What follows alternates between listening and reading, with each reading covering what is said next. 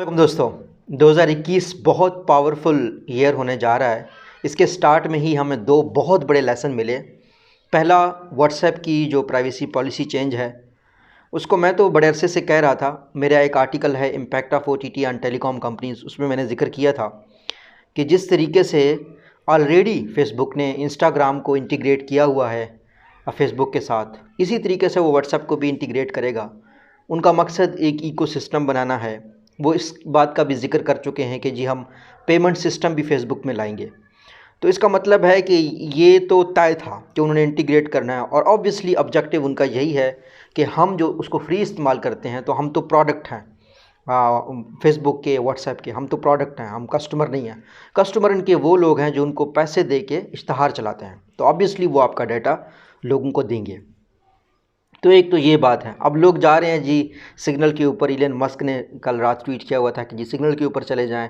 कुछ लोग टेलीग्राम पे जा रहे हैं, बट ट्रस्ट मी, ये सारे ऐप यही करेंगे और ये इस तरीके से कंटेंट शेयर करते रहेंगे। जो प्राइवेसी यूज़र की होती है वो यूज़र के अपने ऊपर होती है। हमें कोशिश ये करनी चाहिए कि हम अपने मोबाइल फ़ोन्स में, हम अपने बाकी चीज़ों में, जो भी हमारे इंटरनेट से कनेक्टेड चीज़ें होती हैं उसमें ऐसी चीज़ें ना रखें और ना ही करें जिनसे कोई प्रॉब्लम हो सकता हो, जो हमारी ज़ाती ज़िंदगी को हाईलाइट करती हों। तो ये इस चीज़ के लिए हमें अवॉइड करना चाहिए। At the end of the day हर बंदे की प्राइवेसी उसके अपने हाथ में है।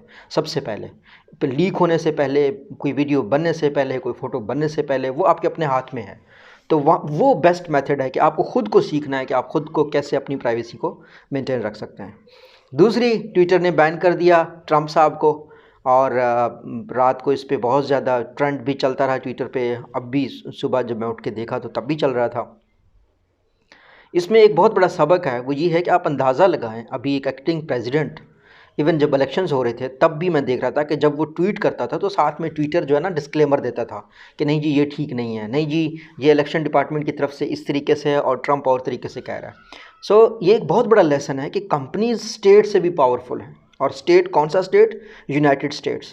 और इनकी जो प्राइवेसी लॉज हैं, और एक बहुत फ़नी, मैं एक जगह पे एक मीम देख रहा था, एक बंदे ने शायद किया हुआ था कि जी कौन सा फ्रीडम ऑफ एक्सप्रेशन, कौन सा फ्रीडम ऑफ स्पीच, ये आप देख लें जी ट्रंप को उन्होंने बैन कर दिया है। तो नीचे एक बंदे ने कहा हुआ था कि जी ट्विटर एक कंपनी है और कंपनी को जो है ना कानून के मुताबिक इजाज़त है कि वो किसी एक शख्स को अपने सर्विसेज दे या ना दे। तो एज़ पर लॉ वो ये कर सकते हैं। हत्ता कि एक कंपनी ये भी फैसला कर सकती है कि हम अपने प्रेसिडेंट को अपने सर्विसेज नहीं देते।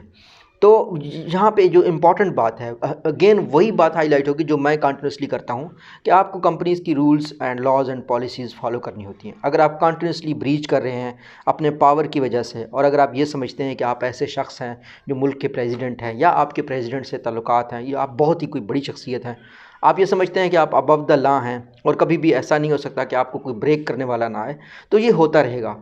अब अंदाज़ा लगाएं, एक ट्विटर प्राइवेट कंपनी की तरफ से ट्रंप को इतनी पनिशमेंट एक बहुत बड़ा सबक है आने वाले दिनों का, आने वाली सेंचुरी का। So content is gonna be the main thing, but you have to respect the intellectual rights and property rights in the future. I think companies के रूल्स हमें फॉलो करने चाहिए, चाहे वो अमेज़ॉन हो, चाहे वो पेपाल हो। अगर हम नहीं करेंगे तो we can see what is happening in the USA, और हम किस खेत की मूली हैं। हमारे पाकिस्तान जैसे मुल्क में अमेज़ॉन पहले नहीं है, पेपाल पहले नहीं है। शरायत उनकी यही है कि भाई अपना कस्टमर एक्सपीरियंस ठीक कर लो, अपना कस्टमर सर्विस ठीक कर लो, क्रिटिसिज्म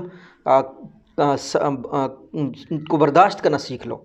और क्रिटिसिज्म को, बदकिस्मती की बात यह है कि हमारे लोग तो जो कोर्सेज़ वगैरह बनाते हैं, जो कंटेंट वगैरह बनाते हैं, उसमें रिव्यू का ऑप्शन भी नहीं है। आप अंदाज़ा लगाएं कि जिस तरीके से आप यूडेमी का या एडेक्स या कहीं भी किसी भी कोर्स वाली साइट का देखेंगे ना, तो कोई भी बंदा जब वो कोर्स लेता है तो साथ में वो अपना रिव्यू देता है और वो रिव्यू पब्लिक को विजिबल होता है। तो हमारे यहाँ भी उम्मीद है कि इस तरह की चीज़ें बनेंगी, और जहाँ पे लोग रिव्यू करेंगे और रिव्यू पब्लिक को विजिबल होंगे, फिर डिसीजंस होंगे। कंपनीज़ जब ट्विटर जैसी डिसीजन लेती हैं, व्हाट्सएप जैसी डिसीजन लेती हैं, पहले वो अपना सर्विस बहुत इंप्रूव करती हैं, वो इस काबिल हो जाती हैं कि आप फिर भी उनको अप्रिशिएट करते हैं, फिर भी उनके प्रोडक्ट को लाइक करते हैं।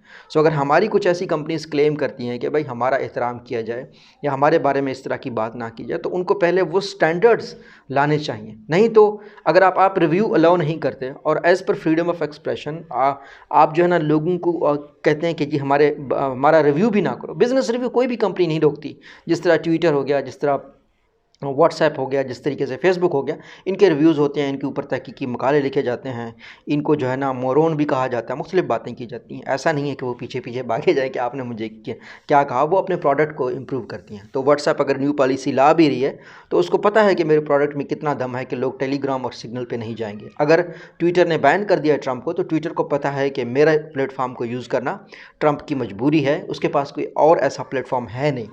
तो ये कंपनीज़ का स्ट्रेंथ होता है। हमें ख़ुद को अल्लाह करे हम रूल्स एंड पॉलिसीज़ को फॉलो करें, और पाकिस्तान भी मेरा ये ख्वाब है कि इंटेलेक्चुअल एंड प्रॉपर्टी राइट्स का रिस्पेक्ट करें। अल्लाह हम सबका हामी नासिर हो। अल्लाह हाफ़िज़।